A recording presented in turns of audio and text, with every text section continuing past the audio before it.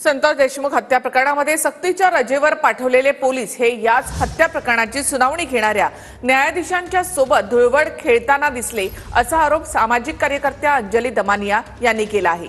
राजेश पाटील, प्रशांत महाजन यांचा न्यायाधीशांसोबतचा एक व्हिडिओ दमानिया यांनी ट्विट केलाय।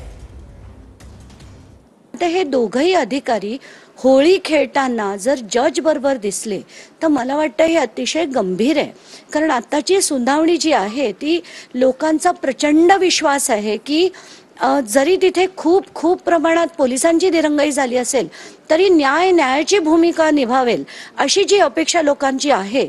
तर तसं आता जर हे जे आजचं चित्र आहे त्यानंतर ते होईल की नाही अशी शंकेची पाल चुकचुकणं सुद्धा कुठेतरी चुकीचं आहे। तरी इन ऑल फेअरनेस ही जी चौकशी आहे ही मूव्ह करून दुसऱ्या एखाद्या जजकडे द्यावी असा विनंती अर्ज मी प्रिन्सिपल जज आणि लॉ अँड ज्युडिशरीकडे पाठवला।